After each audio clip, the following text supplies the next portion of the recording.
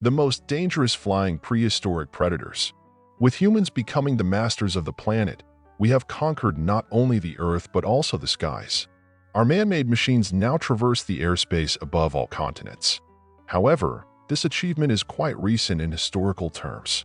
Before that, the sky belonged to creatures capable of flying on their own, without mechanical devices. Birds were not the first animals to venture into the skies. Long before their arrival on Earth, there were beings that instilled fear in others, making them look up with trepidation. Today, we will explore the most dangerous flying creatures that have gone extinct. The first large animals known to science that took to the skies were the pterosaurs. For 150 million years, dozens, if not hundreds, of species of these flying reptiles ruled the air. Some were comparable in size to modern birds, while others would make certain models of airplanes look like toys. Their evolution sometimes took on fascinating and even bizarre forms. We want to share some of the most popular yet lesser-known aspects of these airborne predators. Pterodactyl. For many, this name is synonymous with all pterosaurs. This likely stems from the fact that the pterodactyl was the first identified flying reptile to receive its own name. For years, in popular culture, the term pterodactyl has become interchangeable with pterosaur. These were small reptiles, measuring no more than 1 meter in length. They likely hunted fish and small terrestrial animals. These creatures lived around 145 million years ago. Quetzalcoatlus. Undoubtedly, the largest flying creature in the history of our planet is this giant. It was named after one of the gods of the Aztec pantheon and can rightfully be considered the master of the aerial realm during the Age of Dinosaurs. They lived closer to the end of this era and primarily fed on carrion and small animals. It is believed that with a wingspan of 12 meters, Quetzalcoatlus could cover half the globe in a single flight. Germanodactylus. It is now well established that many pterosaurs had crests made of bone and soft tissue on their heads. However, the first creature in which this accessory was discovered was Germanodactylus.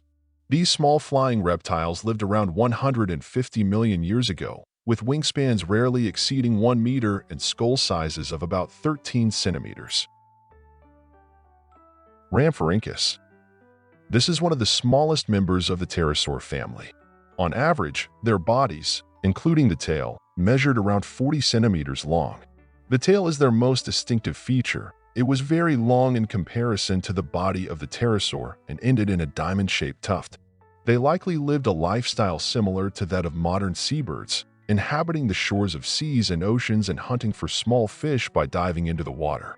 Their tooth structure supports this feeding method, as their teeth were needle-like and slightly angled forward.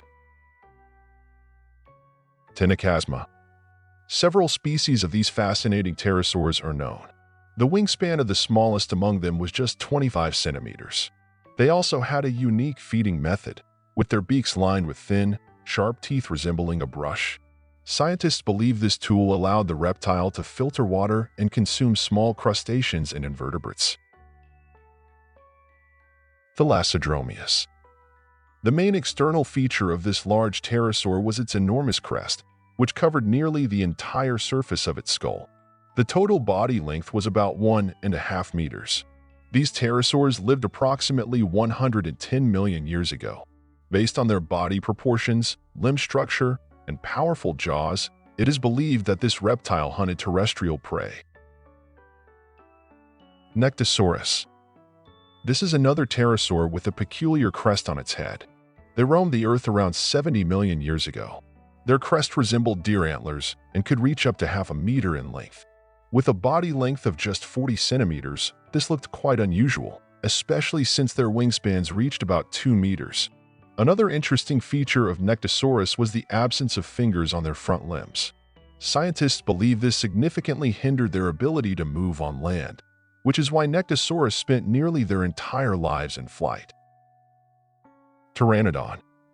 Members of this family have become the stars of many Hollywood blockbusters and children's animated films about dinosaurs. More pteranodon fossils have been discovered than all other flying reptiles combined, which gives scientists ample information to describe the appearance and behaviors of these pterosaurs. They were relatively large creatures, with adult males boasting wingspans that could exceed 5.5 meters, while females had wingspans just under 4 meters. The beak of the pteranodon was notably long and completely toothless. It is believed that their diet primarily consisted of fish and small crustaceans, which they caught directly from the water while in flight. After the Age of Dinosaurs came to an end, many of the ecological niches that opened up were filled by birds. This transition wasn't limited to the skies. Some of the largest terrestrial predators of that time were predatory birds known as forest racets. However, in doing so, they permanently gave up the ability to fly. Therefore, this discussion will focus on the birds that took over the skies previously dominated by pterosaurs.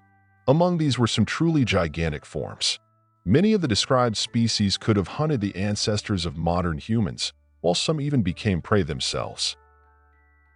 Argentavis. For a long time, Argentavis was considered the largest bird to have ever lived. Its wingspan could reach up to 6 meters. As its name suggests, this giant bird inhabited the area of modern-day Argentina. It is thought that Argentavis primarily fed on carrion. It could observe other predators and steal their catches by diving from great heights. Pelagornis sandersi. In the United States, the remains of a truly gigantic bird were discovered, with a wingspan of about 7 meters. The beak of Pelagornis contained what are known as pseudoteeth or dental spikes. These sharp projections allowed the bird to pierce the shells of mollusks. Its diet also included squid and various types of fish. Pelagornis chilensis. Another member of the Pelagornis family lived in the Atacama Desert in Chile. So far, only one specimen of this bird, which went extinct around 5 million years ago, has been found.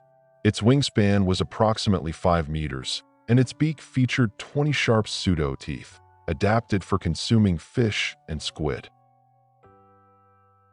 Pterotornis. Remains of this large predatory bird, standing over 70 centimeters tall with a wingspan of up to 3.5 meters, have been found across a vast area in many states of North America. These birds went extinct around 10,000 years ago. Their primary prey consisted of small animals roughly the size of modern rabbits. The bird would grasp its victim with powerful talons and tear it apart with its sharp beak, much like how modern raptors hunt. Haast's eagle.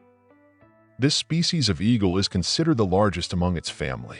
It inhabited only one of New Zealand's islands, and humans could witness these birds in the wild as recently as 700 years ago. Its main prey were large flightless birds that also lived exclusively in this region. The eagle would dive at its target from great heights, reaching speeds of about 80 kilometers per hour. This attack could be likened to having a large stone dropped on your head from a height of around 30 meters. The predator would catch its prey with one claw while delivering a fatal blow to the neck or head with the other. Thank you for watching this video until the end.